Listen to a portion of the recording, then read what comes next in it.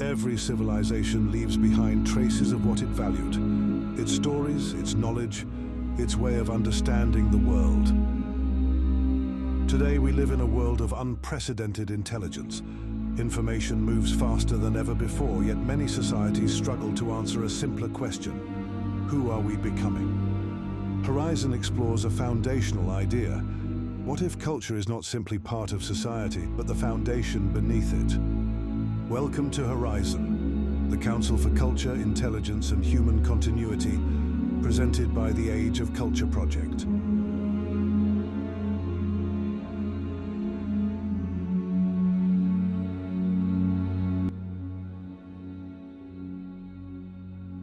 Welcome everyone, and thank you again for joining us for Horizon. Across the last few conversations, we've explored systems, value, and culture.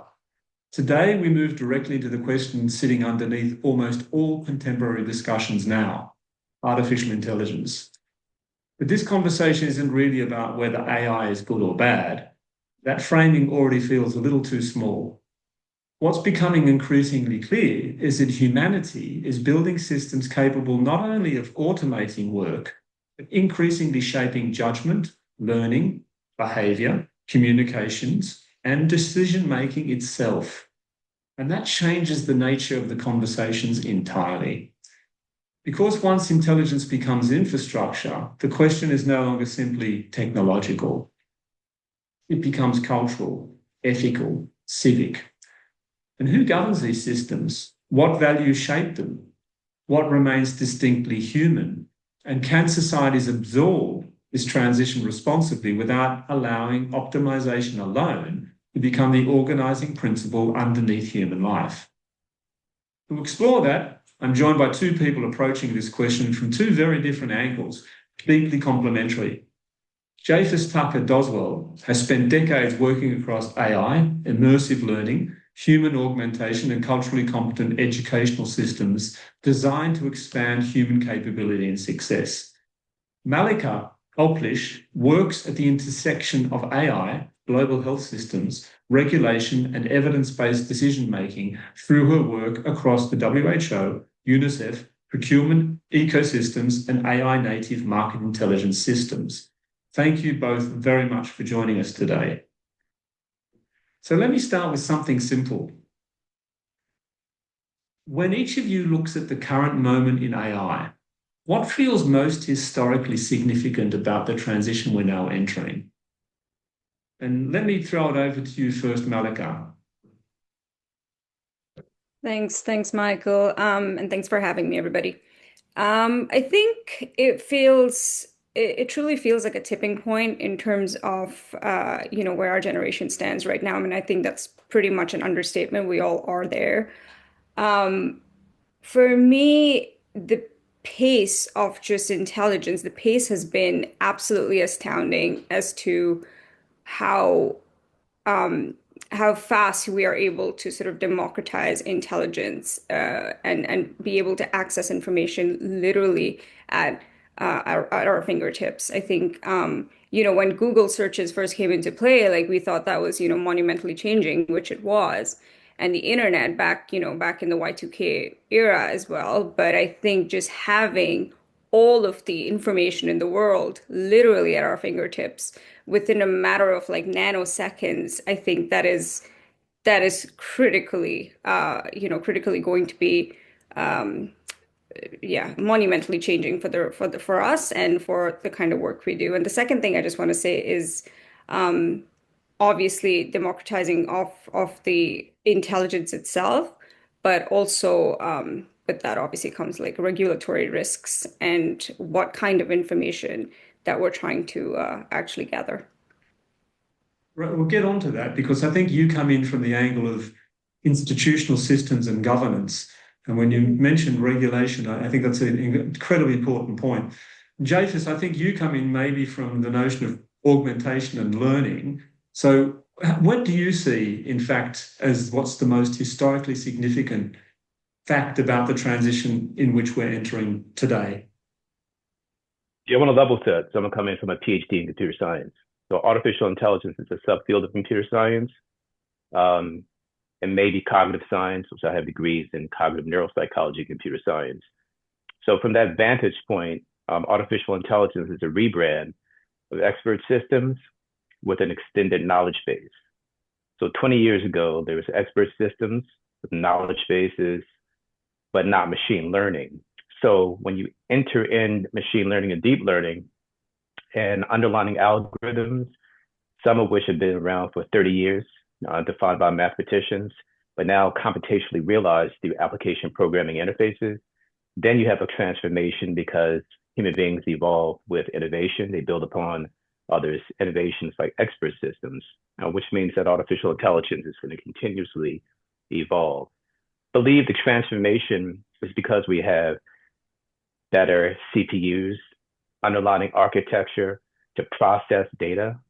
We're still in binary ones and zeros, but because we have, graphical processing units, central processing units, larger memory capacity, random access memory, and then bus architecture to transfer the information. Then what the previous speaker talked about, you have, the generation, like generative AI, the generation of information quicker because the underlying algorithms have an infrastructure that allow it to process the data a lot faster. So now we're in this data set driven artificial intelligence, generative AI, which many will call baby AI still. The real transformation is in self-awareness, agentic AI, advanced superintelligence. And that's where we really would see the transformational impact of artificial intelligence. Let me throw you what you would call a curveball in your country. What about culturally competent AI? How can AI be culturally competent? Yes. All right. So I always like to put neuroscience in here. Every human being starts off with 86 billion neurons. At least we start off with that. Hopefully we maintain that over time. And that's our infrastructure. Culturally competence is a manifestation that human beings create cognitively to understand the differences among human beings and people, right? So I believe that if a system, artificial intelligence, is mimicking the type of neuro processing capability of a human being, it can hence mimic culturally competent understanding with fate. Like if you have an embodied conversational agent, a digital human that's 3D, that's talking in the same webinar that we're in, and then asking questions with different facial expressions, and understanding the cultural nuances of a specific individual's background and culture and a language, and then hit past historical experiences that make culture, then therefore that entity, that culturally competent and empathetic and ethical artificial intelligence agent can mimic that and express it in that fashion. May not have a hypothalamus understanding the feeling of it like we do as human beings, but at least it can mimic that. So the human being that's receiving it can feel like the artificial intelligence is being culturally competent. And where does the notion of... Please go ahead, Mallika. I was just coming over to you, please. Thank you. I just wanted to add also just, I was thinking about this session just the previous night, and really the question of whether culture is evolving fast enough really for AI to keep up. And I really do think and I say this having worked inside some of these institutions and having led AI processes within large multilateral institutions, the pace of AI deployment really is outrunning the pace of institutional learning by a significant margin. So we already know this. That's why we're having conversations like these, right? But what gives me a little bit of hope and optimism amongst all this, like AI is bad, arguments and conversations that are being had. But I do feel a little bit of optimism in that the failures really are starting to become visible. So we are starting to have these conversations about what culture means, what kind of discriminatory outputs AI might be producing, whether they actually surface wrong information or misinformation during a crisis, for example, having worked at UNICEF and emergency operations and deploying AI through within those very, very high risk environments. So when this happens, when they produce discriminatory outputs, when they surface sort of wrong intelligence during a crisis, or exclude entire markets from consideration because the data itself may be thin or the data itself is not available, those kind of ruptures and those kind of failures actually creates pressure for these conversations and for governance.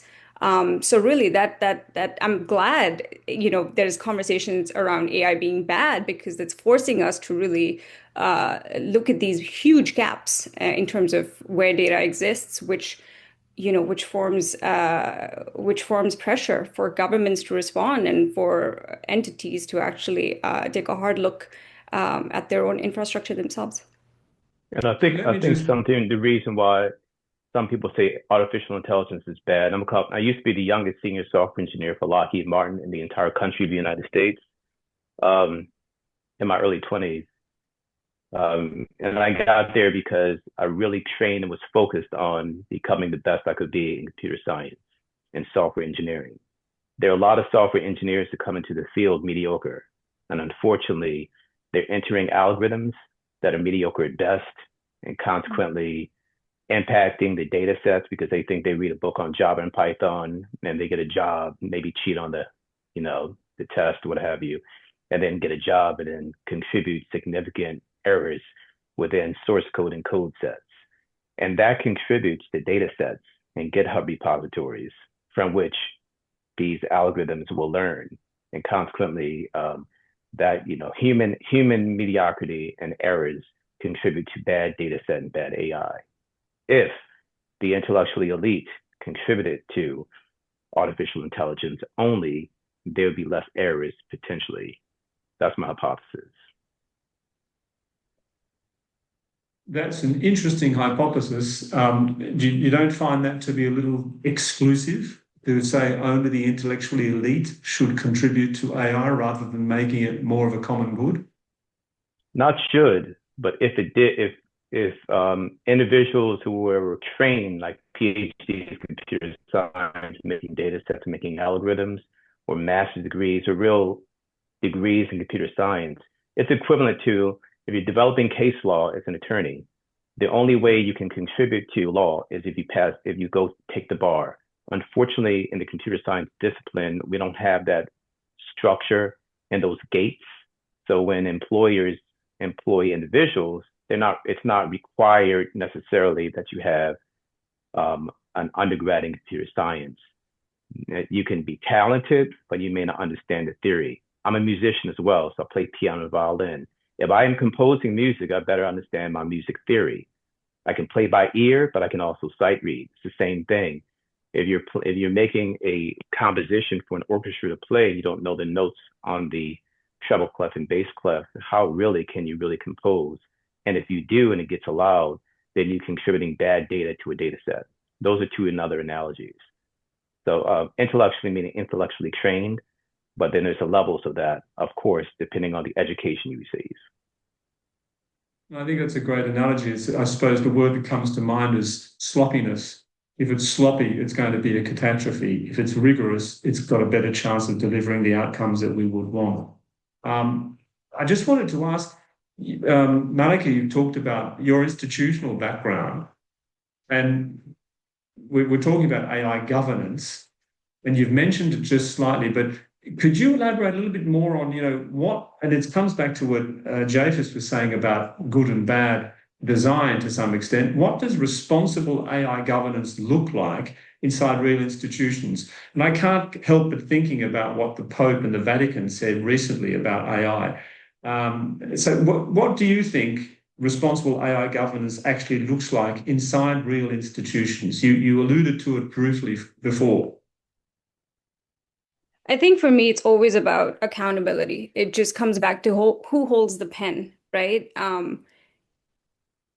AI it's a tool. It's a methodology. It is we are human at the end of the day. We are the ones who created AI. I don't believe in any kind of dystopian world where, not yet, artificial intelligence is going to sort of take over the systems and the mechanisms we have. That's not going to happen. Um, for me, it is really about governance being sort of at the upstream of deployment. So again, coming back to really who holds the pen, who is accountable for it, and it always has to be a person at the end of every decision or any kind of deployment that's done.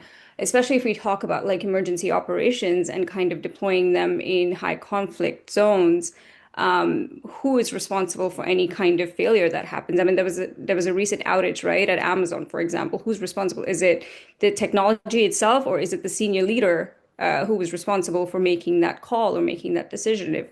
If there's a miscalculation in drones deployment in a certain high conflict zone, who is actually responsible? Is it the person deploying the drone itself, or is it the person who is responsible for kind of making that decision as to the technology that was actually implemented? So I think for me, it always comes down to the pattern, which right now is deploy, observe, and then failure, and then regulate. But it always has to come down to first regulation, understanding what the problem is, what the issues are, what the gaps are.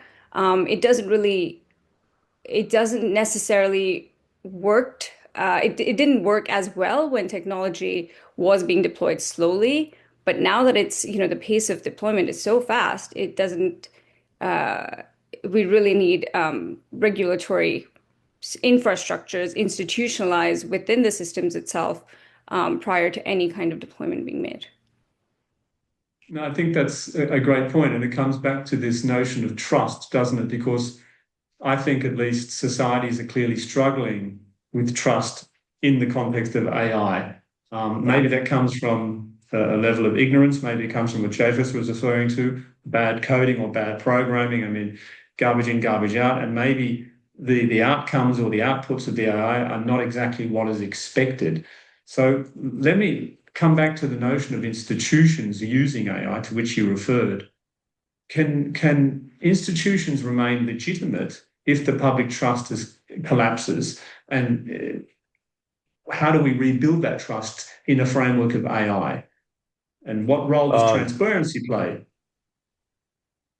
So we looked at this in emergency medicine actually years ago.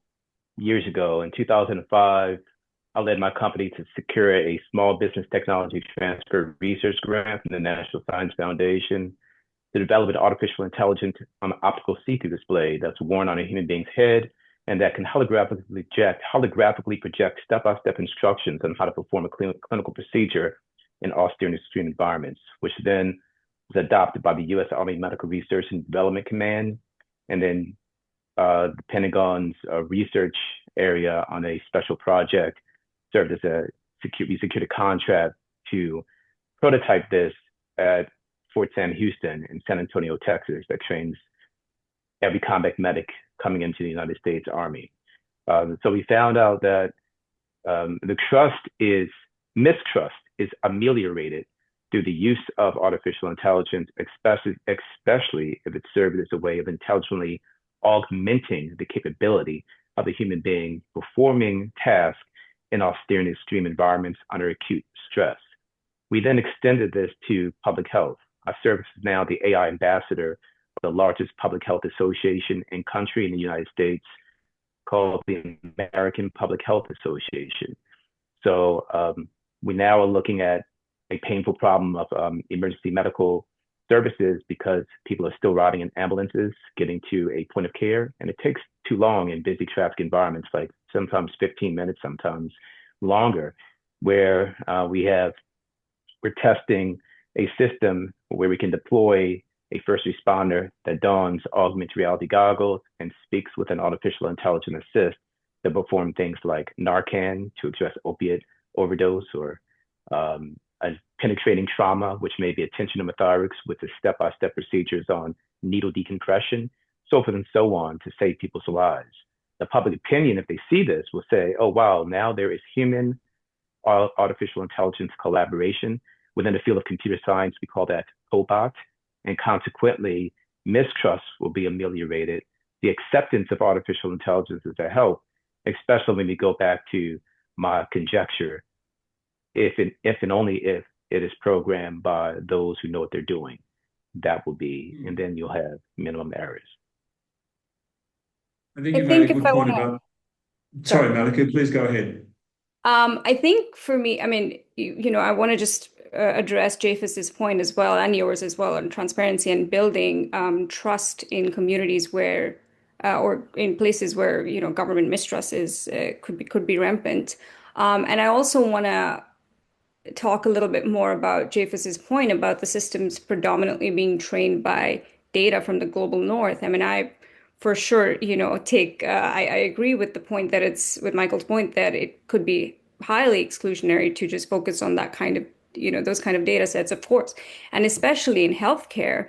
Because we've seen, for example, for women's health, we've seen huge strides being made in the last couple of decades. And the reason for that is because a lot of the data came from men originally. So a lot of women's health outcomes were judged based on inappropriate or incompetent data sets entirely. So I would push back a little bit on that as well. And for me, the transparency aspect and the data sets aspect has something to do also with culture and with human dignity. I think the systems being built right now are predominantly trained from data sets from the global north and evaluated also against metrics that are very prevalent in those that reflect those contexts really. And when these systems get deployed in LMICs, middle income countries, in health systems or in humanitarian assistance, in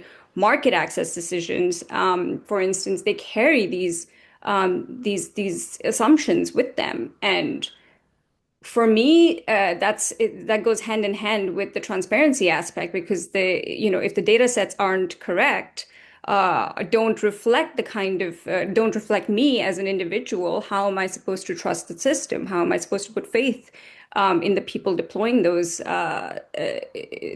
kind of architecture, right? So I don't know. So it just made me think about this like alignment with like human dignity as well, and that really has to do with the dignity and the trust of the people that are directly affected by the decisions that the AI might be making.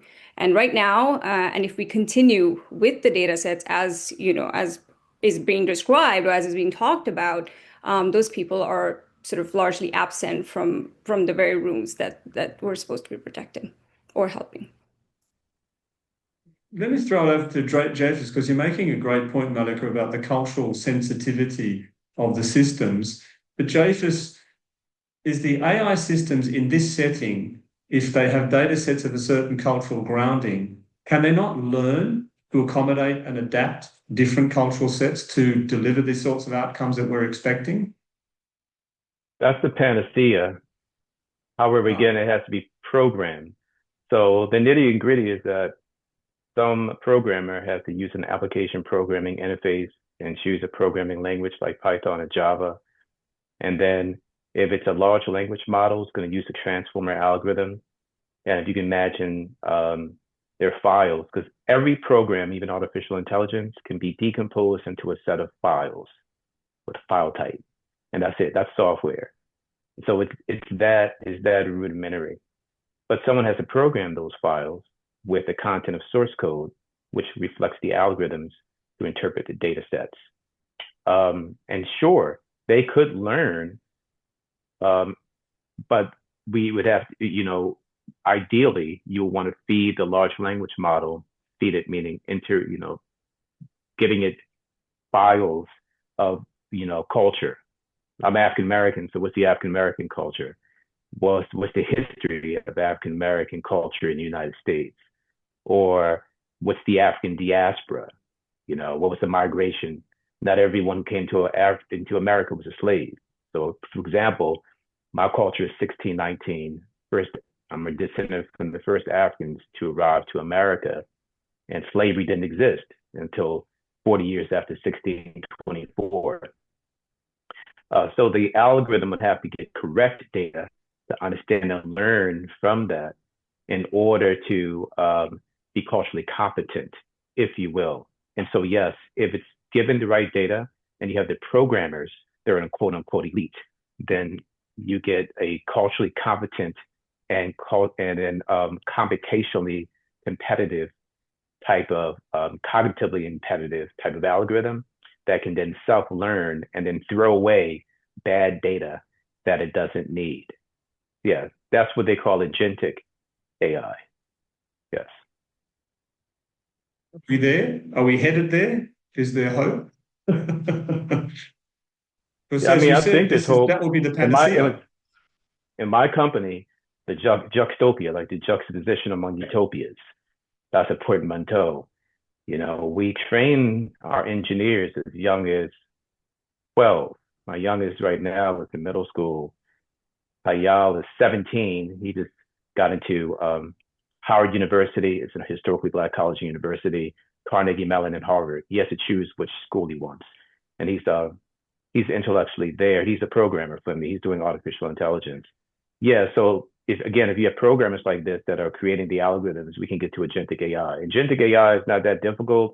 We have algorithms that are searching for data, give it an IP address. It will search that IP address for data sources, go through various types of social media, and maybe if it's in healthcare, clinical guidelines to understand how to perform clinical procedures, get it right, look at some posts that may be questionable, test it against and validate it against certain data sets, and consequently, the algorithm, if it's programmed in that manner, it can do justice for achieving the panacea. Mallika, let me throw it over to you because Jayfus has just raised a couple of points around traceability and evidence. And I know in your setting, you have this notion of institutional accountability and standards. Given that you have this, a web crawler will find everything and anything on the internet. So how do you have the traceability of the source? How do you have the validation of that evidence? And how do you have the accountability of the institutions using it? Because the question that comes to my mind is it doesn't appear that the future challenge is really AI, but rather the humans, whether they trust the system that surrounds it. And in the absence of trust, it won't be used, where we will not use its full capacity. So do you have any comments, Mallika, in terms of the traceability, the evidence validation, the accountability, and maybe even regulatory standards, which is something that has come up recently in the EU context? Yeah, lots of comments and thoughts on that. For me, like within healthcare, like healthcare access is, I think, where AI's potential is the most real. It's insane how much data you can, we used to have to read publications and take, copious amounts of time to really be able to come up with the kind of analysis that AI can generate, scan literature within a matter of nanoseconds, right? But then I am the human that has to tell that AI to be able to, whatever you want to use, Claude, or I prefer using Claude. My entire API is built on Claude for Vantro, but I'm the one who has to generate that prompt and tell it to use a certain publication or a certain credible journal from where to extract the information from. So I'm the human who is responsible for that. So it kind of brings me back to that accountability question, right? So it can immensely compress the sort of time and cost of navigating these extremely diverse regulatory environments, procurement environments. I mean, we were talking briefly about this as well, but that's where I think the value of AI is, and that's what I have built my company on, is essentially bringing together these huge fragmented pieces of the picture, of the jigsaw puzzle, and just being like, okay, I have a product. This is going to save potentially millions of lives. I have this vaccine. How do I get it to a place where data sets might be limited? How do I get it to a place where procurement frameworks might be sort of misallocated? Or how do I know, where do I get that information? I have this vaccine. Where do I get the information in order to get this to the people most in need? And I think specifically this AI really fills that gap really well because existing solutions were there, very much so. We've survived for so long, and we've done a great job, I think, somewhat humanity at medical progress over the last decades. But I think these were, they were inaccessible. However, this huge risk still exists that, I keep coming back to, that this is still trained on rich country data, and sort of making recommendations about poor country markets. So there's that kind of misalignment still. And how do we sort of, bring that kind of conversation to the people that need it the most, and in those rooms where the need is sort of the greatest. So again, it always comes back to like understanding the infrastructure for me, understanding where the gaps lie, understanding where the misinformation is. And again, creating those feedback loops. I mean, we're talking about even responsible use of AI. For me, responsible use of AI, the irony is that we're using AI, this data center is being built, and it's making us a lot more productive, but there's still massive layoffs, right? So there's this huge sort of disconnect that's happening in terms of progress. But we're kind of also like kicking ourselves in the feet at the same time with it. But yeah, so for me, it comes down to just the sense of responsible use of AI also might be, what Jayfus was referring to, like having those like caches already built in. So every time I'm running a prompt, training the AI to use the information that's already been fed, and using the memory systems, creating those like so that I don't have to keep repeating the prompts themselves and killing 3 trees every time I do that, but actually training the AI to be able to extract its own information through and for that to happen, we need to be having those conversations, and we need to also have knowledge of the fact that this can actually be done, because a lot of people are not using it enough. So I don't know, it's this like kind of like sort of double-edged sword for me, because for us to learn AI, we got to use it, and we got to use it responsibly. But at the same time, we have to be conscious of the other factors and the environment and all of this. But you have to use it in order to be able to also understand its gaps. Yep, and quickly to elaborate, I definitely agree with that. There has to be responsibility on the developers and then also the usage. I mean, I built my company on women's health, 2002, pregnancy monitoring for addressing hypoxic ischemic encephalopathy.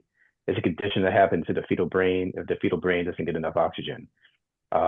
So we addressed it using a biophotonic sensor to non-invasively and transcutaneously image the fetal cerebral blood flow to identify and potentially prevent hypoxia, which is loss of oxygen to the fetal brain. Mm-hmm. Fast forward from 2002 to now, one product that, not to do product placement, but it's important in the conversation of artificial intelligence because a company makes all of our products based on that since 2002.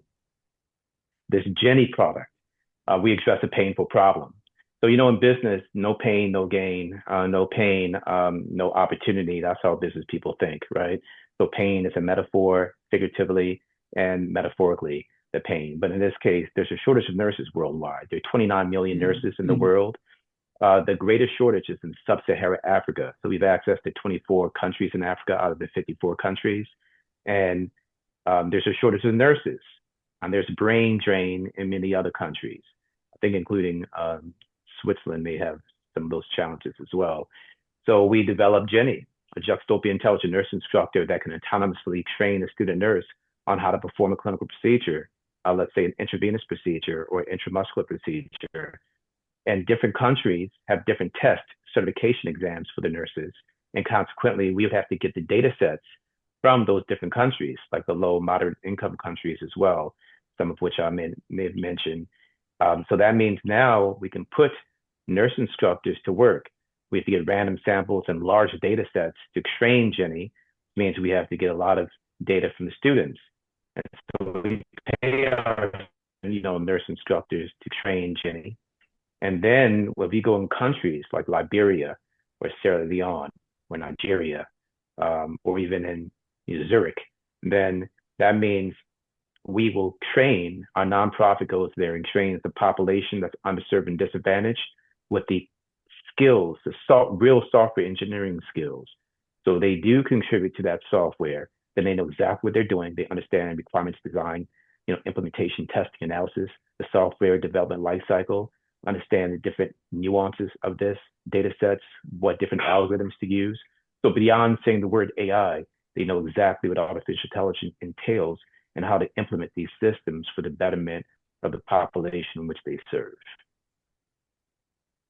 Jayfus, that's a great bridge, in fact, to the next point that we wanted to address, and that is, in fact, what remains distinctly human.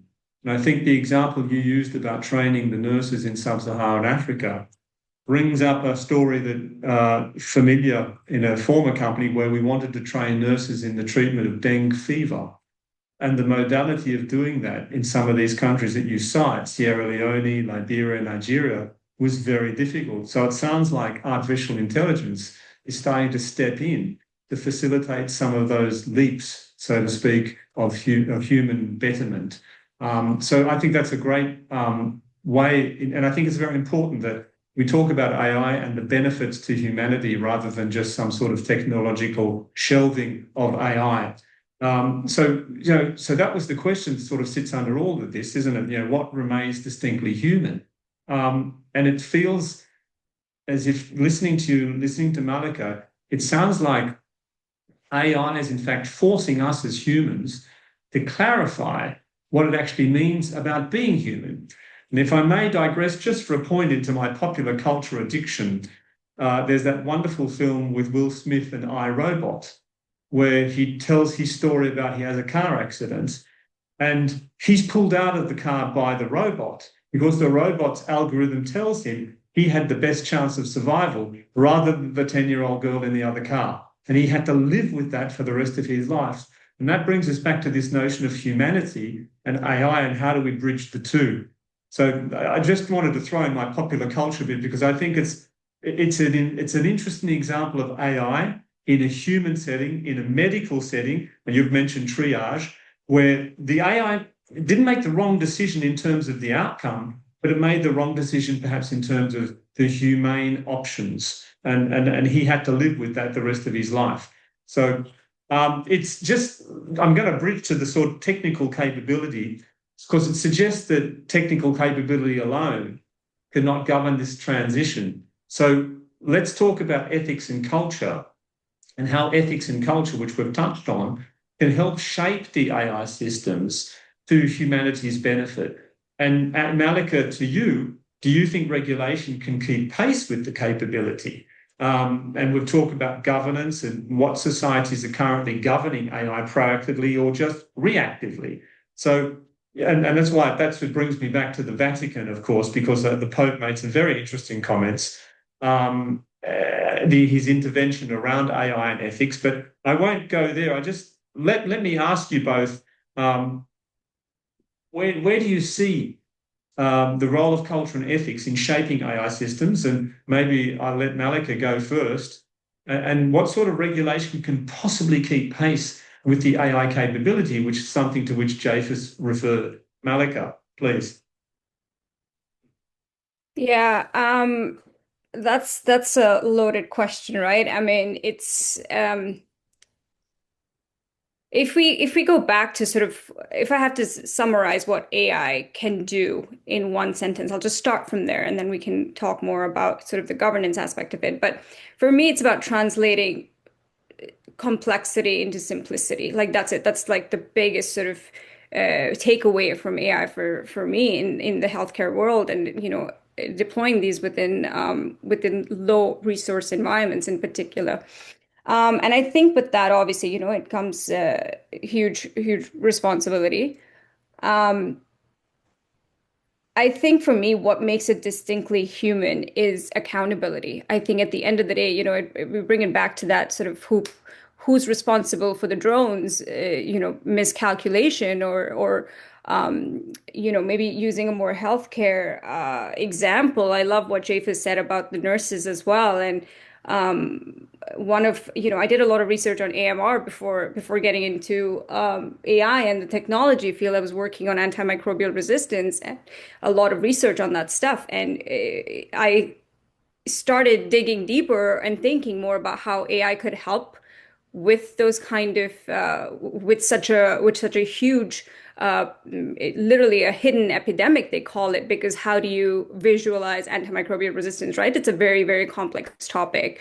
You need obviously medication, but at the same time, our bodies are getting getting immune to it because of overuse and misuse and stuff like that.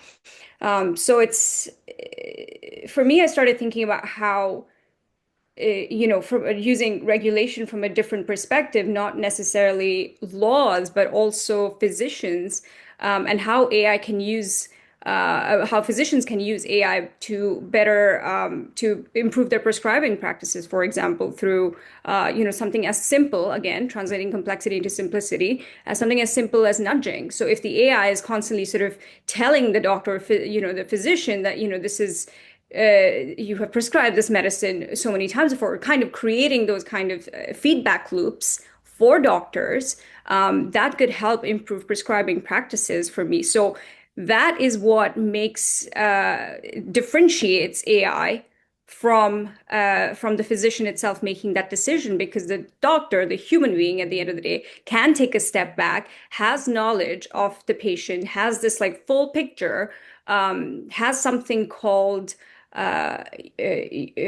context, for example, or not a critical thing. Oh, pause, has space for pausing and thinking twice before saying something or making a decision. AI will not do that, and it's both its beauty and its flaw, because it really does. It takes away from the human element of pause, and yeah, I think that's my sort of takeaway from it, and giving space to what actually it means to be human is to be able to take a breather and think twice about what we're going to do. Jayfus, do you think AI can do that, be culturally mature and take that pause and question? I mean, I've seen bots talking to one another, and it's fascinating. It's scary, but it's fascinating. Do you think they can develop the capability to do exactly what Mallika is describing? Pause, think, second judgment. Yes. I think the flaw of a human being is of discipline, perseverance. There's some who do it, there are a lot who don't. And then we have a hypothalamus that gets into feelings of dopamine neurotransmitter decrease, demotivating ourselves to pursue certain tasks because we're emoting that day, myself Yes. included. The weather may be bad or gloomy, and I'm not going to move. I don't want to do anything. Don't want to work out. Don't want to. Computer's not going to do that. Also, a computer has an incredible memory.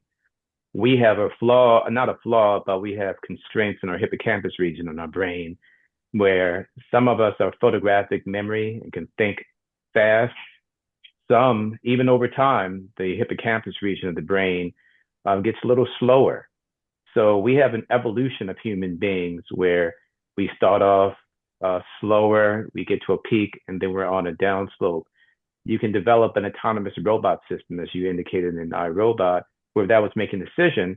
The robot ultimately is going to make the sacrifice that was programmed that way to save the little girl, because the robot can say, my body may be broken, but my neural net can be transferred into another, and consequently is duplicative.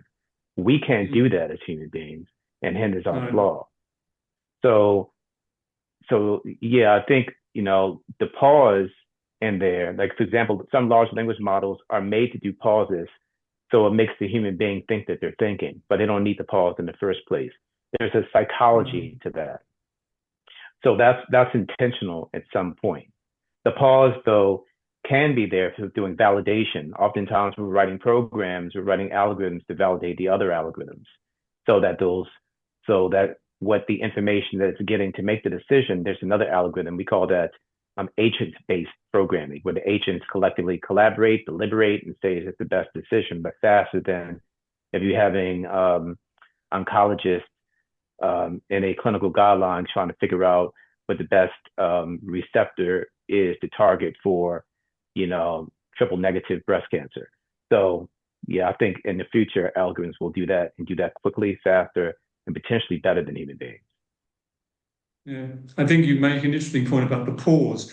The pause can, I think, in the human setting at least, can inspire confidence because you haven't rushed, but because of the gap between AI and the human brain. But let me just leave you both with one final question, because we're wrapping up very shortly. So as AI systems become more powerful and increasingly embedded into daily life, as we've discussed, what is the one human quality, and this brings me back to my iRobot example, what's the one human quality or societal principle that you both believe we must protect most carefully?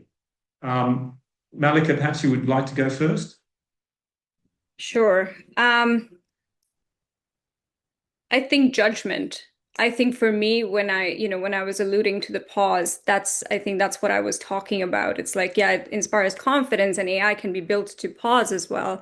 But the decision to morality and the decision to actually to follow through on something that AI may be suggesting that I do is still my decision. So it kind of ties in with like accountability, judgment, morality, and it becomes a lot more philosophical for me because if this is, this is going to be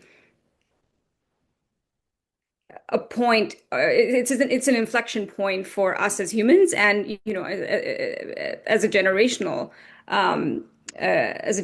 change. And I think it comes to a question of sort of self-governance and self-discipline, as Jayfus also said. And it all ties into judgment. So whether I decide to go work out, even though I may not feel like it, or whether it's a shitty day outside, it's a cloudy day outside, but it boils down to sort of my judgment as to whether that's the right thing to do for me in order to feel better about myself and have a better day.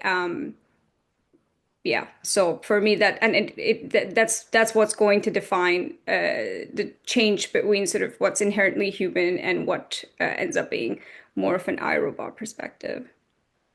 So judgment with a dose of accountability and morality, and maybe a little bit of dopamine to get you started. Jayfus, what about you? I guess like the trademark of my company, improving human performance.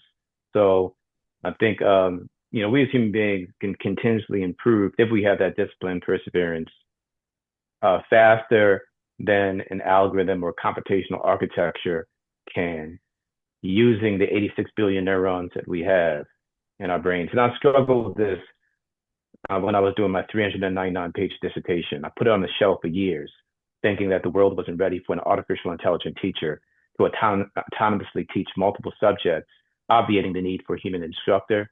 Now that I look at it today, it is matched. But when an algorithm can get unplugged, it can get hacked and destroyed. Brains, until someone masters quantified telepathy, will not get hacked or destroyed unless we abuse our neurons through undisciplined behavior. So that's what I mean by discipline, perseverance for continuously improving human performance. That is something that is within us. Almost like here's an analogy: the shark species, right? It's been around since the dinosaurs. Different derivations of the species have survived after like 3 worldwide catastrophes. But in each instance, that shark evolved. If there was a catastrophe where all the data centers were hacked and were unplugged, and the data sets are gone and the programs are gone, that's it. Someone has to create those programs again. Human beings have an instinctive and evolutionary type of journey to survive, where the computational systems can be destroyed overnight. So that's great. I think we could all benefit from more discipline and perseverance. So if we stick with that, they're great words: judgment, discipline, perseverance. So look, thank you very, very much, both of you. Incredibly rich conversation. And the one thing this conversation makes very clear is that artificial intelligence is not simply a technology discussion happening inside laboratories or companies. It's increasingly shaping the conditions through which societies learn, decide, trust, communicate, and understand reality itself, which means there are deeper questions, such as those posed by the Vatican, that is no longer whether AI will influence society, but how will it influence society? The real question is whether humanity can remain culturally, ethically, and civically intentional enough to shape that future consciously. And I think those three words that the three of you just put up, judgment, discipline, and perseverance, they're very human qualities, and I think we need to keep those in mind. So Jayfus, Mallika, thank you both very much for a very thoughtful and deeply important conversation. And thank you again, everyone out there in Horizon Land, for joining us on this cast. Thank you. Thanks for having me. Thanks a lot.